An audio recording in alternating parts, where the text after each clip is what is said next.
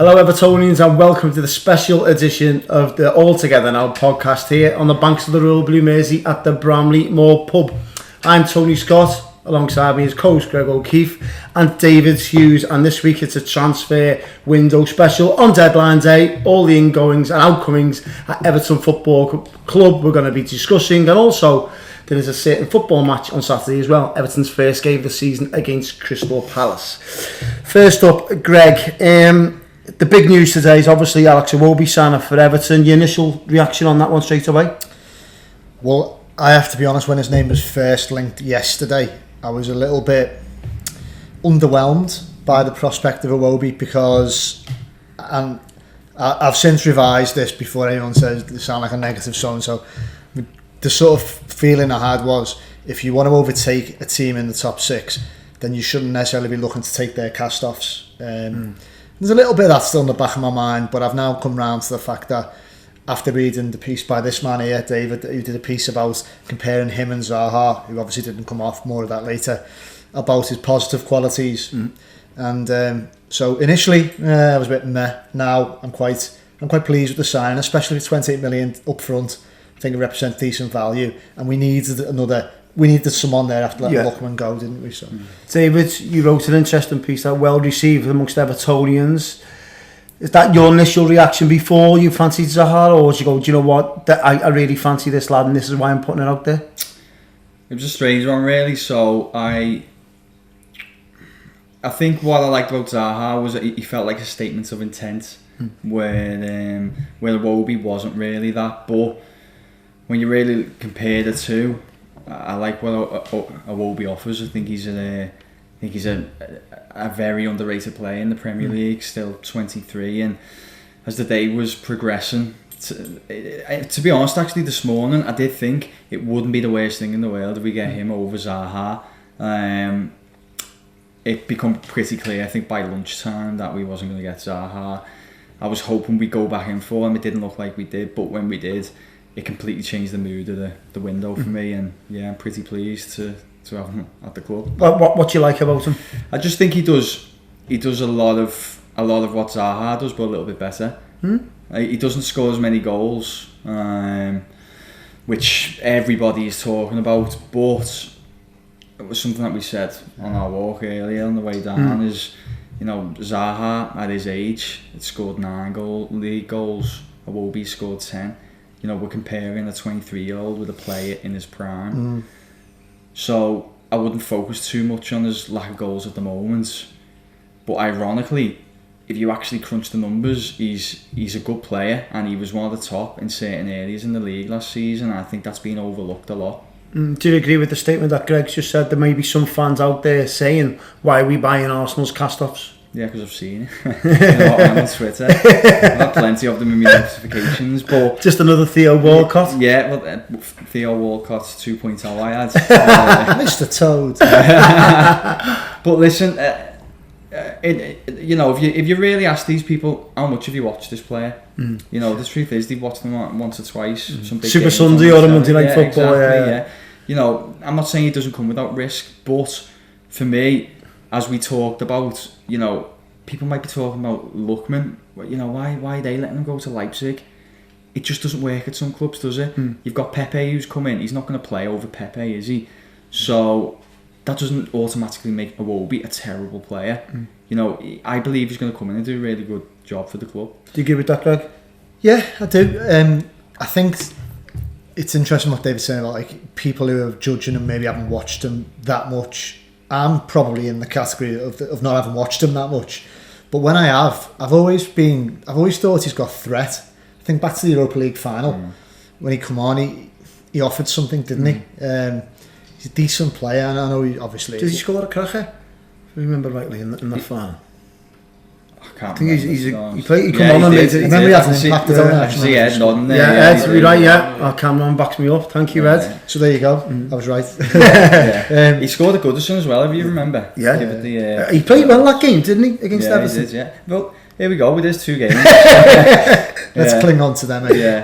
But he's got something about an experienced international footballer, by the way, for Nigeria, top international team. He was phenomenal in the African Cup of Nations. Was he? Yeah, he played really well. Over 100 games for Arsenal. It's a surprise. Experienced. So when you think, all right, the alternative narrative is, why didn't Brands go and take, say, the lad from PSV, Stephen, I can't pronounce his name, Bergewijn, or someone else we haven't heard of, which is a fair point. Why have we gone to someone anyone who's played Football Manager can pick?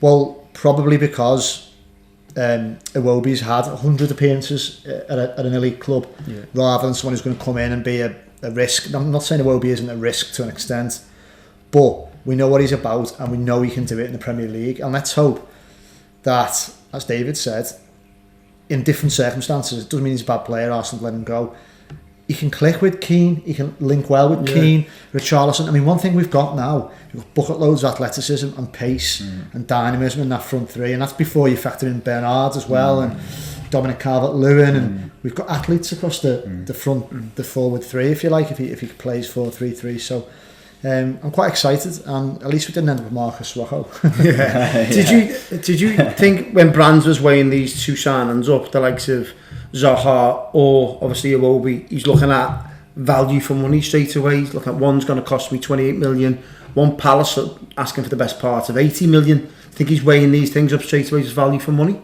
I think he should be. I think Brands might be, but I don't know how high that is on Silva's priority list.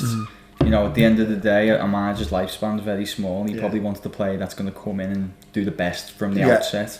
So there's probably maybe a little bit of a civil war in that. But I think as a club, Everton should be running on that model, really, that you need to be buying players that you can potentially make money on further down the line. You know, you could have a Iwobi for 4 years, come to be a top player and sell him for double the money that we've paid.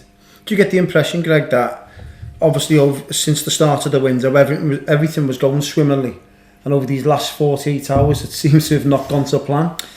There's an element to that, isn't it? And it's easy to forget the progress that Everton did make in recruitment terms until the last 48 hours, and of course they have made some progress with Iwobi, but everything was going very well to plan. Brilliant value for Gomez thanks to Brands, brilliant value for Keane, brilliant value for Delph. Got Lossell in as a decent backup, although I probably would have preferred Adrian, to be honest, but you know, had he been available, whatever. And then, you know, got the right back Sidibe in as well. Looks like a decent player. David will probably tell us more about him. But it was only then, really, when you got to the business end of it, and it was all this to and fro over Zaha. In actual fact, I don't think it's easy to say with hindsight, but I don't think that was ever really going to happen after that one bid was knocked back. However, the only thing I would say, where to answer your question about it didn't go to plan, is that centre back. I was being flippant about Rojo, but really they got knocked back about Smalling, and then they rightly decided not to buy Rojo outright, and United didn't want to do a loan for whatever reason. So it still means that we go into the season on tenterhooks about whether or not Mina and Keane can stay fit, and actually whether or not Mina's going to become the player we paid for last summer.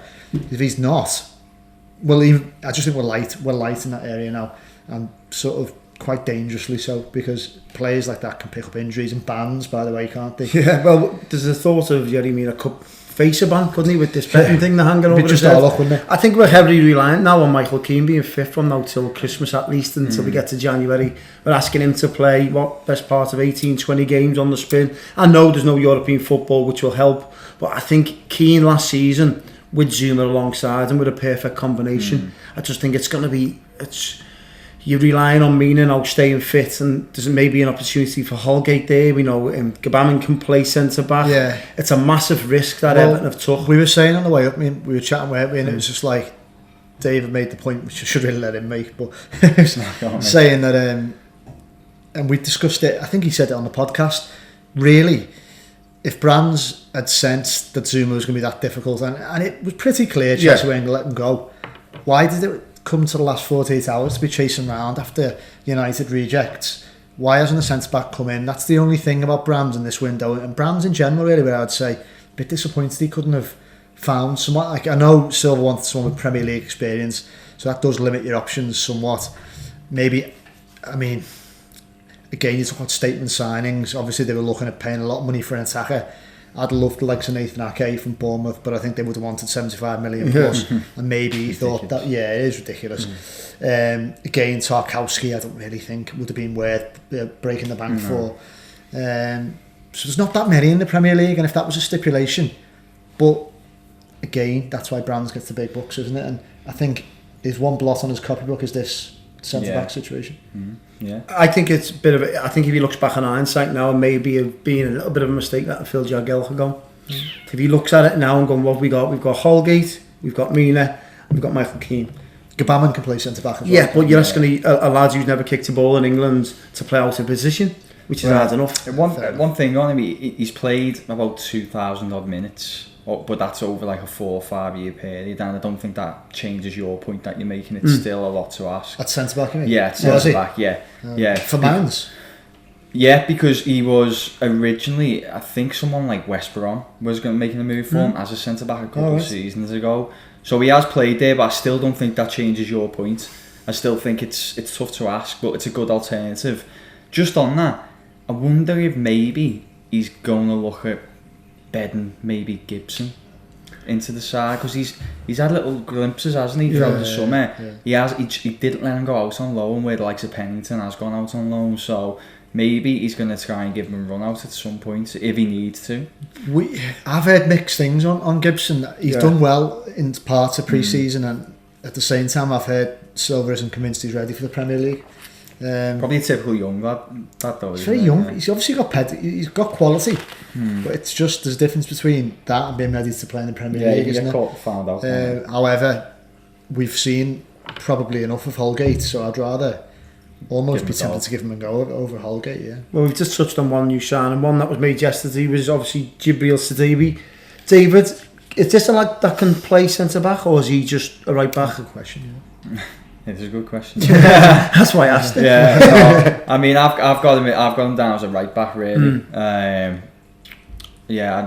can't really think of any examples of him playing as a centre back. You know, he was pretty formidable in that side, the Monaco side that won the league a couple of seasons ago, and he probably was unlucky not to get a Mendy-like move. Is that the one with Mendy? Yeah, that's Fabinho and all them. Okay. He was instrumental in there, but.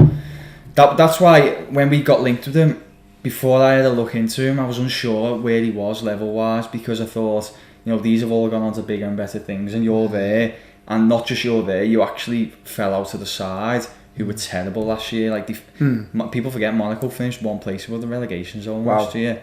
Season before, they were second, which is a whole different story.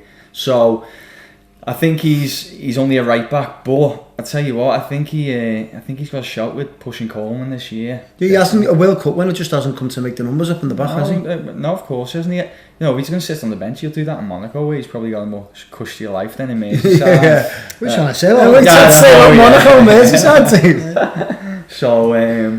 So yeah, I think he's actually. I was underwhelmed at first, but after having a good look at him, I did a little piece on him comparing him to Coleman.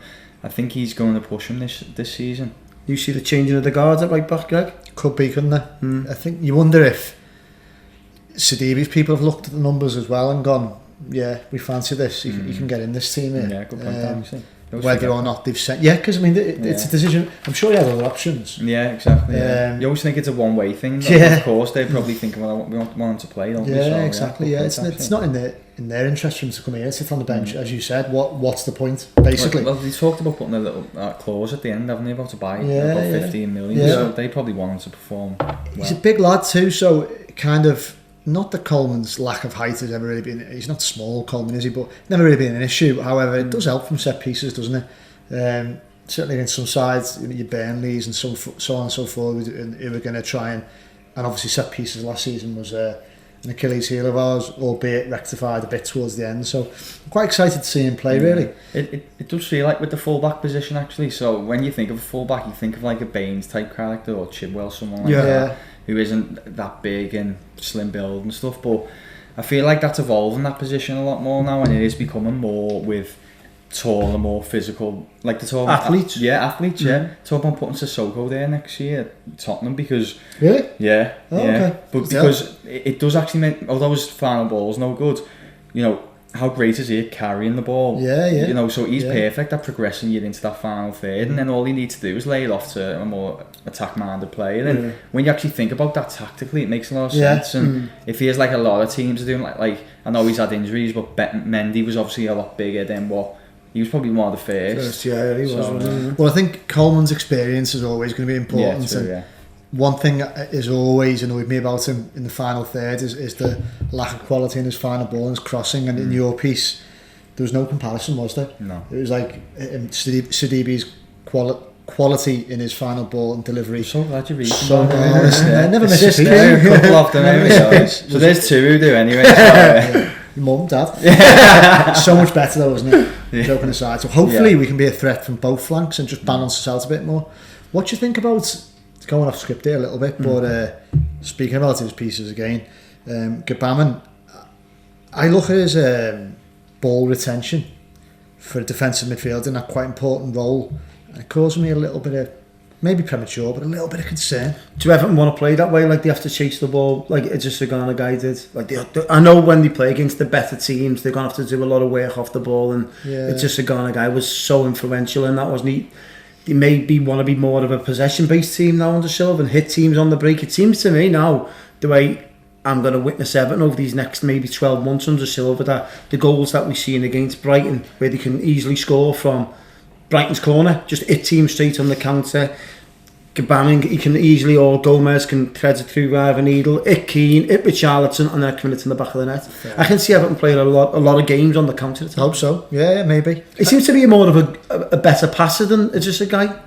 Yeah, so well, the impression I got was his passing success rate is down, but he's a better penetrating passer. Oh, that's, and I'm always careful with the context I use that word in. Yeah. But yeah, he you know, so he plays better long balls, he plays better through balls. You take chances and try and get you through. So, which then, if you think about it, that can explain why his pass success rate might be a little bit reduced, because rather than him playing 5 yards to the right, he might play 20 yards forward into an attacker's feet. So naturally, it's more of a high risk ball, which might see the ball lost more. But I think we're getting a more penetrative midfielder. Brilliant. Well, that's the one thing that guy lacked. For all his brilliant qualities, he just didn't offer us anything, did he, in that respect? Neither did Schneidlin or neither did McCarthy. So hopefully he's an upgrade in that regard. And signs obviously within the same 24 hours as Moise Keane. It seems to be forgotten about now, that one, doesn't it? With all the signs that have happened. This is the one for me that I'm really excited about. And even just like looking at clips of him in training, we all seen that like 2-minute clip, didn't we, at Finch Farm, and he looks levels above everyone else, doesn't he, straight away, and you're going, wow. And it's scary when you see some things like that and you go, at 19 as well. 19, and you can see he's been training with Mandzukic and Ronaldo and all these world-class players. You can see straight away and you're going, he's straight ahead of, you see him just like gliding past like Tom Davis and Yerry Mina as if they weren't there. You're going, no, that's quite like, by the way, as we're talking now, I can hear the excitement in your voice. You're sitting there smiling, so am I. I'm just so excited to watch him. I can't wait to see him get on the ball and do something. You just look at him straight away in training, and you don't need a coaching badge to see someone's got it straight away. And when I looked at the clips, I thought, wow, this kid's got something straight away. I'm so excited to watch him. It made me laugh though when I was saying to him before, when he was asked how many he's going to score. 7? Honestly, what's all that about? I think he's playing himself down. Was he having a laugh there? Yeah, I know. We took some stick for that, haven't we? Evertonians. Not that. 7? So seriously, what will you take from on his debut season? I'd prefer double figures, like. Yeah. If he can do 10 or 11, I'd take that over 7. Yeah, I'd take 11 or 12. You know, somewhere around the Charleston numbers. That'd be reasonable. I know Charleston had a year in the Premier League, but obviously we paid a lot of older money. His ceiling looks to be very high, so you'd like to think he's going to score. And when you look at the package for what Everton have paid for him, 23 million up front, and I think it's like 4 or 5 million add-ons with no buyback clause. Looks a hell of a deal, doesn't it? Looking at it from it does, and you know, people forget that we just got a few quid there for Lukaku as well. Yeah. So that's probably took a little bit off it. So it was a sweet deal and really exciting deal as well. So before we'll have to forgive me and give me time to go rattle through every single player that's left. Deep breath. Finch Farm over the past Take a swig of few your months. pint Right, there, I'll have a good go in a minute. Ashley Williams, Phil Jagielka, Nicola Vlasic, Sandro Ramirez, Brendan Galloway, Kieran Dahl, John Joe Kenny, Joe Virginia, Shani Tarashai, Antoine Robinson, Josh Bowler, Adam Luckman, Idrissa Guy, Joe Williams, Nathan Broadhead, James McCarthy, Matthew Pennington, Mo Besic, and possible outgoings from now till the end of August, isn't it? September the 3rd, I think it is. Is it September the 3rd? Possible Umar Niasse, Yannick Balassi, Kevin Morales, Kuka Martina, and Henry Onakuru. In Jonas Lossell, Andre Gomez, Fabian Delph, Gabamin, Moise Keane, Jibril Sidibe, and Alex Iwobi. You look at that, and we've talked about Marcel Brands. When you look at the names going out the door and the ones coming in, it just goes to show how big of a job he's had this summer, even when you look at last summer as well, considering how well he done. You look at the outgoings there, Greg, and it's just some names, and it can possibly go on, can't it? Yeah, and it's just that, again, the legacy of previous appointments in terms of directors of football and management and whatever. But anyway, you can harp on about that till the dogs. What's the phrase? The cows come home. That's the one. Yeah. It's been a long day. It has been a long day. Yeah. The point is, he's had a lot of work to do to get rid of that amount of players, and interestingly as well, like quite a lot of young players. So suggests that their recruitment on a few levels hasn't been brilliant. Well, majority of them, well, I think all of them played in pre-season games. Yeah. And we're not the only club to let under 23 players go out on loan. Some of them might come back, and Josh Bowler, for example, Anthony Robinson might come back and be good players. Kenny still could, you don't know. Yeah. He could have a brilliant season at Schalke and come back twice the player he was, but let's see. But yeah, I mean, there's some detritus on that list, isn't there, in terms of like what we've seen at Everton anyway. I'm looking at, Ashley Williams and Besic. I had such high hopes for Besic when he first came. Yeah. It just never worked out, did it? And then obviously go on forward into your Niasses, and it was only a few weeks ago on the podcast we were talking about Niasse starting games in pre-season and head in hands, weren't we? Talk about beginning to panic, really, weren't we? But yeah, it's turned out all right in that regard. The any players on that list, I know it's just a guy springs to mind straight away, David, but one that you would have liked to have kept or given a second opportunity to? I don't dare. You say Luckman? It's not that I'm not opening that can of worms again. Let the cows take it. Yeah, I will. Or the cats. No, you know what? I think if you look at it all together, I thought it was a good window in terms of getting rid of Deadwood. And you also like that we got some good money for them as well. Like, Vlasic 16 million. Is Okankuru on that? Onakuru just at the bottom. Yeah, he's due to go. Possible. Yeah. We're getting more money on him than what we paid, aren't we? Yeah, apparently he could go to 30. Remarkably, never kicked the ball in the Premier League for us. So it's not a work permit to his life. Yeah, I like, I like that. You can't get one. It's amazing. Oh, you can't it's get been one. a long day. Yeah. So I think when you actually look at the money they brought in this summer, Everton have spent a lot of money, which isn't a gripe at all for me. I think that's a positive. I think we've seen net spend was like 38 million. Is this with the Iwobi deal? Yeah, 38 million. That's perfect. That's what you want to be trying to do in every year. It doesn't matter how much money you have in the bank. I'm sure Man City would love to be doing that. Yeah. That's the thing. I know, and we'd spoken about this, and you were, and I was, but you were particularly really excited and wanted to get obviously Zaha through the door, and I can see why it would have been an electrifying attack on paper and what have you, but so we had to spend 85-90 million. It was going to potentially bite us on the arse eventually, because 100%. Financial fair play, we can't sustain that sort of investment on one player added to what we'd already paid for others without it coming back on us. And that's about what, 1/3 of the stadium, isn't it? Yeah. It's just not realistic. So exactly, yeah. It's just madness. Don't get me started on stadium. We'll see Sam Allardyce the other day. Oh yeah, embarrassing. Don't go to the King's Door. Yeah, I know. Yeah. Dear me, unbelievable. Stay away from his time machine there. Yeah, exactly. But yeah, what's our thoughts on James McCarthy leaving? Long overdue for me. Yeah. Greg, just been robbed of injuries and played a part in his career. No, I think 190 minutes in 3 years.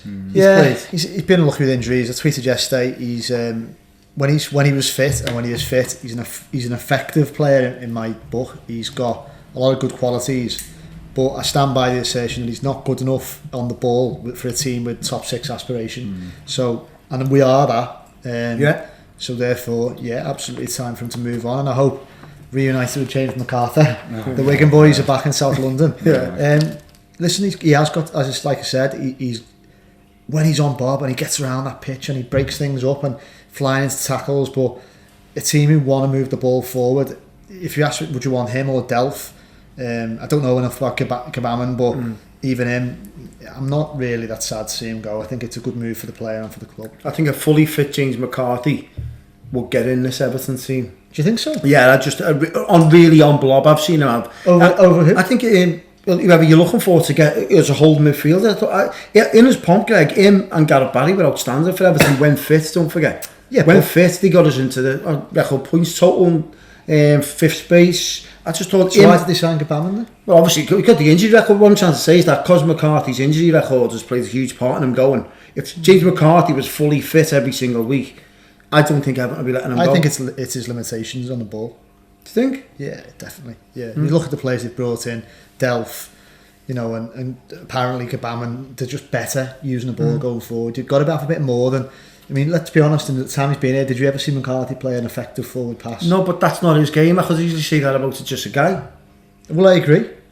Yeah, but then there's PSG have just paid 30 million for him, so he's got to have something. But he's so good. He's Kante-esque good at the other things, isn't he? That's a bit of an exception to the rule there. But you're right, and let's remember McCarthy this way. With Barry for that period, they were one of the most effective kind of like it was always 4-2-3-1 in the outside the top four, weren't they? They were brilliant.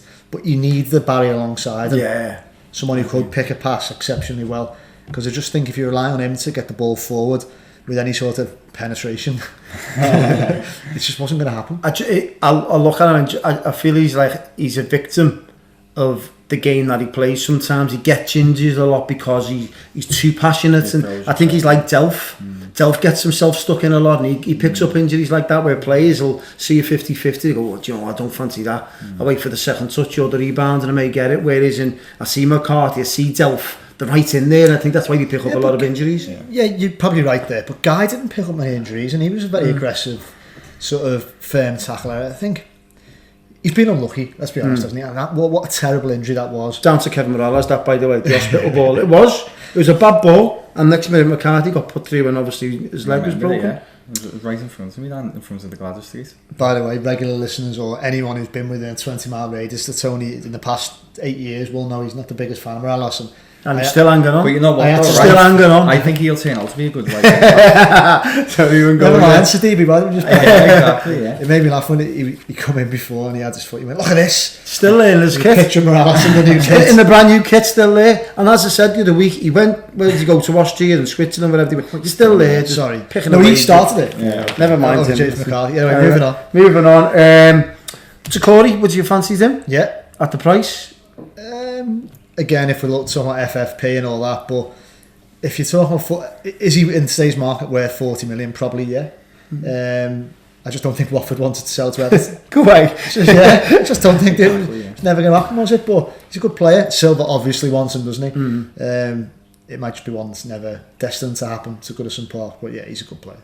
Do you like him, David, Takori? I do, yeah, but he also flatters to deceive is a little bit too far actually, but yeah, okay. I'm so with him. Like, I think I would have been happy with him, but I thought that one should have been dead in the water very quickly. Watford don't like Everton. They took the manager, they sold us Richarlison, walked away. Happy days. We pulled their pants down. In reality, Richarlison's gone on to be a fantastic player. Be an interesting atmosphere in 8 days' time. They're good as well. Yeah, it will exactly. So there was no way they were going to risk selling us their best player again and going on to be that next level. So Everton should have known straight away that ain't going to happen. So out of the signings Everton have made, which one excites you the most? Well, Keane. Yeah, I think so. He's the one I'm most excited to see. Yeah, I would say Keane. Intrigued by Iwobi and what he'll bring. And a little shout for Sidibe as well, because it's just whet my appetite when we were talking about him before, to see if he can have as much as an impact as Luca Dean did. Most important signing? Gavin, I suppose, just in terms of film. I don't think he can't replace Guy at all, but I just think in terms of putting something there, you know, a similar player. Yeah. I couldn't imagine our midfield without having that type of player in there. Yeah. Now, if you would have to settle for someone like a Davis and Gomez, I think we would have got torn apart this year. So, yeah, I thought he was important. But then Ken was really important. We needed a striker, didn't we? Yeah. So When Tony rightly talks about the way that he thinks we'll evolve into like a consistent counter-attacking team, we've got to have that type of player, haven't we? Yeah, so important. Otherwise, we are just going to concede the shed loads of goals. The midfield is everything in that, you know.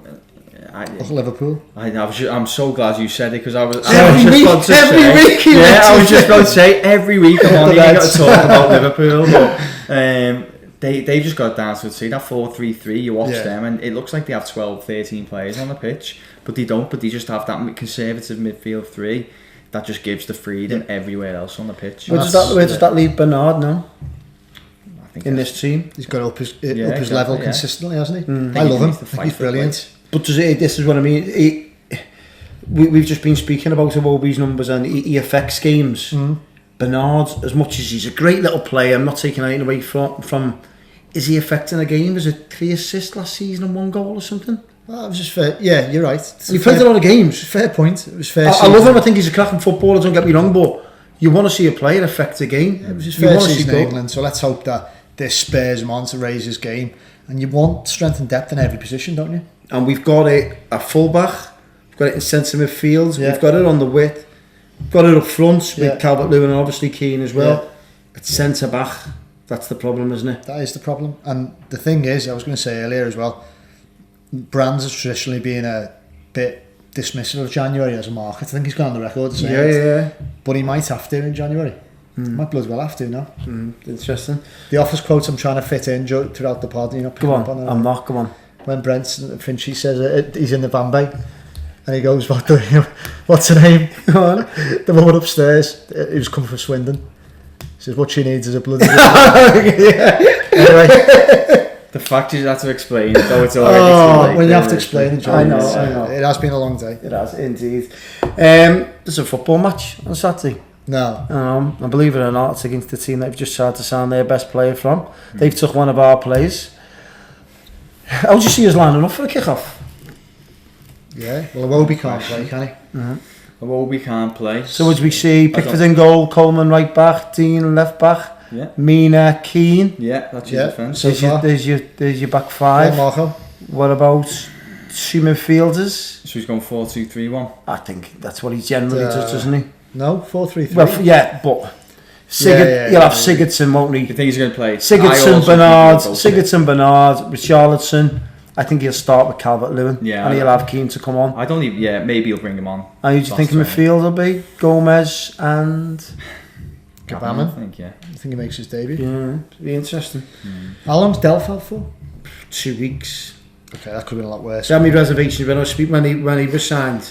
I think it's 6 actually. 6 weeks. Well, and as again. Yeah. Well, Ed just said it anyway. So 6 weeks. What would you do without Ed? I just think I had my reservations when we signed him.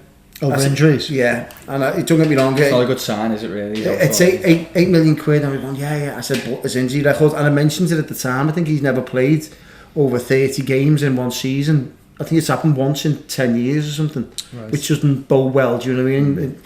He's going to be on top dollar, by the way, as well. Yeah. Doesn't come from City for the top. Wouldn't have took a pay cut, would he? No chance. How do you see the game going, Crystal Palace Everton? Oh, we should beat them. They for me, they haven't really, despite what we're saying about McCarthy being a good player, and he is a good player, but generally their recruitment, certainly up top, they've kept Sahar, but I don't think he'll be surprised. He hasn't trained. So they lack threat. This could be their season to go down. Kale obviously has come into the defence, but he's kicking on. Still, he's a good player, isn't he? Whether or not he's got it anymore, a bit like Jags really. Is he just on the turn? Too vulnerable to pace, which we obviously going to have potentially in backloads. So we should go there and get a result. We need to go there and get a result, and we need to start the season because, as we've discussed, there are very, very winnable fixtures. And instead of just succumbing to the whole Everton that mentality of not winning those winnable fixtures, we need to take advantage of it. We've been given a roll of the dice, bit of fortune by the fixture list once, so let's capitalise on it. And you've got to beat teams like Palace. Yeah, I agree, and I think it'd be disappointing if we're coming back with a draw even. Yeah, I think totally agree. you'll be looking at this fixture come April and going, do you know what? Give us a Crystal Palace away from home so we can give them an hiding. Yeah. Because I tipped them to get relegated. I think they're one of the poorest teams in the division. Apart from Zaha, you wouldn't have anyone else in the team. They've sold arguably the second best player to Man United. They haven't replaced him. They haven't bought a right back. I think if you're looking at their back four, Sakho and obviously Cahill, if you're Richarlison and Bernard and Sigurdsson, you'd be licking your lips. You've got to be creating lots of chances against them. I think if you score an early goal past these, I think they'll cave in, because Palace fans know, only through social media, that they're in for a tough season. Do you agree, David? Yeah, it's hard to add anything to either. That what you just said. To be honest, I think they are poor. I think they could go down. I'll be surprised if Hodgson sees the season out. To be honest, I know he's like there, but the football's, it's not bad, but it's not great either. I think, they know they're not going to challenge anywhere up the table, are they, with him in charge? I think this summer was the first time I've seen them really getting a bit frustrated with the whole regime there. Yeah, they've held on to Zaha, but that's one man. They said they've lost Wan-Bissaka.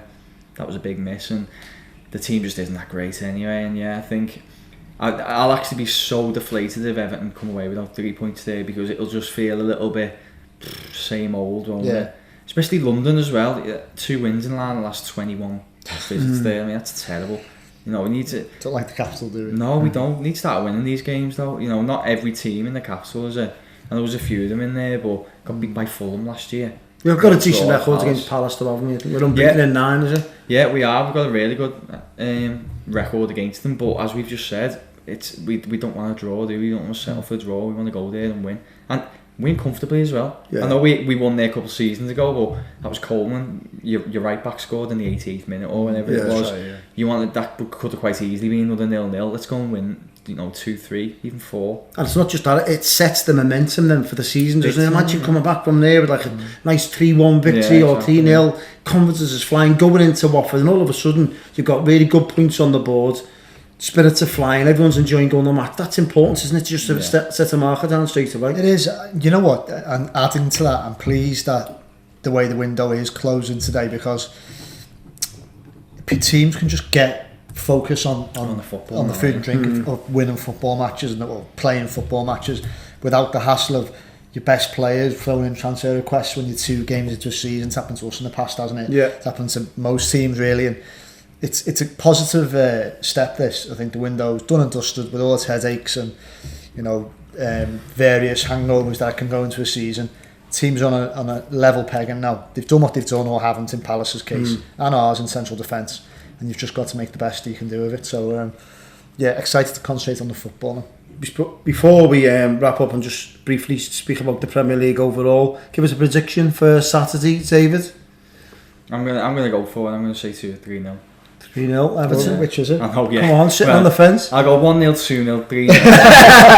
Spot the ball. You know what? I'm going to go for 3-0. 3-0 Everton. Yeah. First goal scorer. Alright, come on. Christ. He's got an actor on this. Yeah, I know. You know what? I think Richarlison will start the season as he finished. Yeah. Yeah, so, we haven't spoke about Richarlison a lot these last couple of weeks, but it'd be good to see him playing again. So I'm going to go with Richarlison first goal. He's had that haircut shaved out, thankfully. Yeah, well, knock that out as soon as he come back into Merseyside. Someone at a Finch Farm sold him straight there. Yeah. I'm going 3-1 Everton and Gylfi Sigurdsson to score the first goal. Yeah, I'll go 2-0 Everton. And big Yerry Mina from a set piece. Yeah, going for it. I don't know where that's come from, but spirits have just get your money on Yerry. Yeah, get your money on Yerry Mina. Let's do that. Repeat that dance he was doing in the Columbia video. We've seen it. Here's one that's some hips on him. Non-Everton related here, but I think it'd be good to come back to this next week. How many penalties do you reckon there'll be this weekend? Sorry, penalties. A lot. I've been backing them on the televised matches. I've done all right so far. What makes you? With just the new rule with the VAR and the new rule, the way it's interpreted now, that it can just basically hit your hand now, and the referee's just gonna give it. Like in Europe. Yeah. And as we've seen in the World Cup, obviously it's Champions League final. To say no more. Please. We've talked about them. Sorry. Anyway. I think there'll be a lot of penalties, and it's going to be interesting, isn't it? Who takes Everton's penalties? Give us a number then. Give us a number. This weekend in the 10 Premier League matches, I think we'll see 8 penalties. It's quite a lot of pens. Go on. Who will be our penalty taker then? I think Sigurdsson's got one last chance left to take them. He's missed a couple last season, didn't he? Yeah, he's off. Because he knew I had 25-1 on him for 15 or more goals, and he's been stuck on 13 since March. Thank you, lad. Does Moise Keane take penalties? Not sure, I but don't think he's been given the chance yet. I get the impression Luca Dean will take a sweet set piece. Yeah, he could be point. Baines-esque, Yeah. Could I'm be, sure he took away a spot kick. You reckon how many? 6.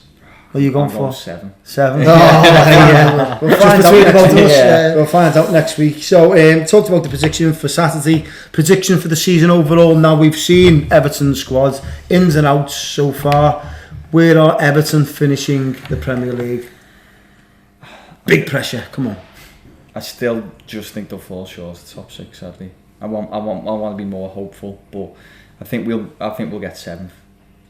I think 7th as well. That's what I put when the Athletic we did the table of where we. Well, do you work for the Athletic? Haven't I mentioned? Probably a good time. Yeah. You can subscribe at Athletic UK. You can see him in colour instead of a black and white picture. Sorry, yeah, exactly. Yeah, I'm going to look all moody. We were asked to predict the table anyway, and I just reluctantly at 7th. I hope I'm wrong. I hope we're both wrong. What do you think? I'm going for a bit of optimism here. I'm saying 6th on the. Basically, I think Keks will fall out of Chelsea. I think Lampard won't see the season out. I just look at Chelsea and go, what's there? They're hanging on to playing kids. They're heavy reliance on kids this season. I know Lampard's going to be there and bringing these kids through, but results matter. And them Chelsea fans are of course, and they start getting a couple of dodgy results early doors, and they could even get an eye and believe it or not, Manchester United on Sunday, and if that happens, pressure's on them straight away. Yeah. I think people forget. I mean, like losing Hazard and Massive. players like that, it's going to really. You could rely on him in tight games to produce that number, and they've still got some good attacking players. Yeah. Obviously, they have, and Pulisic Pulisic could well, but they're expecting a lot of a young lad. Albeit he's done it in Bundesliga. He's going to take time to adapt. This is where he's like an absolute hit from the start. Yeah. But he's a great player. However, I could see them dropping out. Maybe you're right there. But who else is dropping out for us to get into 6th then? United. No, I don't know. They've made 2 good signings there in defence, haven't they? See, Not so sure they're every line. But they've had such a good window for me, Arsenal, that I think they're going to do all. But then their defence is terrible. And they probably bought one of the worst defenders to suit them, the way they play. It's just an accident waiting to happen. David Hughes. I mean, yeah. And I don't forget, the team Everton had last season beat all these quite easily at Goodison. It's just consistency, and that's all it is. Bit of luck with injuries. If Everton stay, if Moise Keane hits the ground running straight away, all of a sudden you're going, hang on, well, what's the problem here? You can easily get in top 6. Oh, sure. Easily. Man United are reliant on Rashford this season as much as we are with Keane. Yeah, Rashford's a bit older than Keane. Yeah, but they're relying on one player up front. They obviously Lukaku's gone. Yeah. So obviously, I know they've got Lingard and Pogba and all that, but one lad up front, there's big pressure on him. Right, yeah. I look at it, there's an option there for a top 6 finish. Sure enough, I hope you're right. You're obviously obsessed with Tiger, one of the cups, the League Cup straight away. That's your one, isn't it, Greg? Of course, yeah. Absolutely, yeah. I'd take that up. Well, anyway, that's another debate. But yeah, let's have 6th in the League Cup then. It's not too much to ask for, is it? Definitely. Do you agree with that, David? I mean, I'll take it. If you insist. Well, hope you enjoyed that, Evertonians, on this week's special Transfer Deadline Day. From myself, Greg O'Keefe and David Hughes, thanks for tuning in. Keep noted next week with another podcast too. Thanks for tuning in.